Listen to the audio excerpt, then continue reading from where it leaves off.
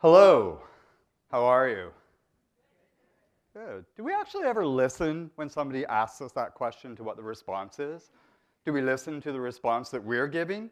I like to test out that theory. And so what I like to do is I go into a grocery store and the first person who says, "Hi, how are you?" And like, "Hey, I'm doing awful, thanks. How are you?" Usually I'm left with a, "Oh, great. What can I do for you?" Not listening. I invite you to create your own listening challenge and see if people really are listening. My hope for healthcare is that we all exploit the act of listening. Seems to be a theme so far. Connection and community are vital to our well-being, and listening is the essential tool in that equation. Listening is caring. I live with clinical depression, and I choose to approach it from living with rather than suffering from. And for the same reason, I focus on my mental health rather than my mental illness. Listening to others can often lift me out of the gray that is inside my head.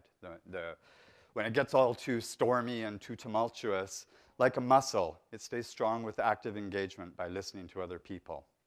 Depression for me manifested in isolation. And what I would do is I would stay home for days on end. I still did all the regular things, grocery shopping and whatnot, but I didn't do anything social. And I knew that I needed to leave my house on a daily basis. So I created the Stranger Project, and my only intention was to get out of the house every day, and I wanted to ensure that I did that. I didn't know what I wanted from the strangers that I was going out to meet. On the 10th day, I met my friend Tom. Tom told me about surviving brain cancer, and he confirmed what I'd thought about the people who passed by us. There are heroes everywhere, disguised as regular people. Their lives are just as messy, tragic, complicated, fun, weird as mine are. All I had to do was sit down and listen to people. Tom had donated $17,000 of his money to the Vancouver General Hospital Foundation, UBC Foundation, Cancer Ward. And by genuinely listening to Tom's story, I had kind of a powerful recognition. As strangers, it's not that we're afraid of talking to others. Most of us feel that nobody else wants to listen to what we have to say. 9 months ago, Tom was again hospitalized with another brain tumor. Unfortunately, this time it was terminal. I spent a lot of time with him, his last 4 weeks in hospital and then his final 2 weeks at a hospice. Tom died peacefully on August 5th of last year. Over the first 2 weeks in hospital, the tumor on the right side of Tom's brain grew so large that the left side of his body became immobile. And with that, so went his vocal cords. Tom was unable to speak. We had to learn a new way to communicate, a new language to understand one another. And when Tom was dying, I also had an epiphany about the expression, "We never get more than we can handle." As caregivers, we're so focused on what's right in front of us, the person that we're looking after, the work that we're doing, that everything else seems to go outside. It doesn't really matter. You don't really recognize it in the moment, but afterwards, I realized that I had one job to do, and that was focusing on Tom. Some stuff becomes irrelevant. This is our heart's way of keeping us going. Tom hadn't said more than one word in 2 weeks, but I could tell by the flicker of an eye what it was that he needed.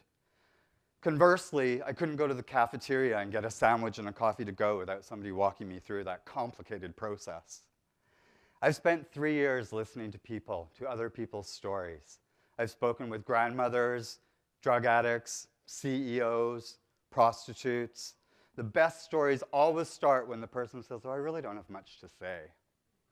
One man told me about trying to buy a gun to commit suicide. There's a freedom in talking to people that we don't know. For me, the gift of listening is a two-way street. I'm able to get out of my head by listening to other people. And while listening to so many stories, sooner or later, you hear your own story. And that really helped me to find ways forward. It validated that I'm not alone, and it gave me that connection and community that I was seeking. This is Tom's bench, where I first met him, where we spent hundreds of mornings having coffee together. Talking, sometimes not talking. Tom was a really good listener. He's an even better listener now because he doesn't backchat me. I live with depression, and one of my favorite quotes is from the writer Andrew Solomon. The opposite of depression is not happiness, it's vitality. And on those days when I'm not feeling so vital, I do what I call celebrating the 5%. When I'm feeling gray and I need to just kind of get on with things, a simple chore like doing the dishes can feel comparable to the effort needed to climb a mountain. It's true. This is depression activated. So I celebrate the 5% of putting the dishes in the sink and filling it with water. I might do some plates later, I might not. And then I take pictures and make art, because art heals. There's a stigma about talking about depression, about talking about mental health, talking about dying, talking about death, and one of them is inevitable. There are times when the greatest thing we can do for someone right in that moment, when it's most uncomfortable and it's very difficult, is to hold space.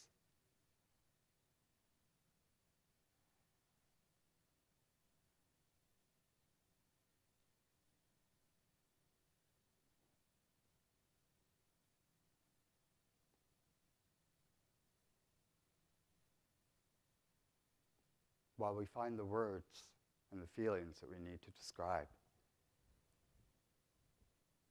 There's a value in sitting in another person's company in silence. Allowing that space, engaged in active listening, can be a profound experience for both parties. The intimate lessons that I learned from Tom about dying and death came into play a whole heck of a lot sooner than I had anticipated.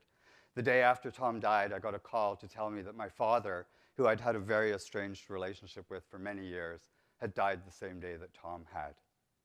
Another gift from listening, Tom's death somehow softened that news for me. My hope for healthcare is that we all actively engage in listening at all levels, wherever we are, building on the communities that we have and all the people all around us.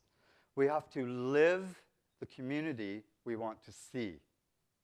Be the friendly you want to meet so that you can be not a stranger. Thank you.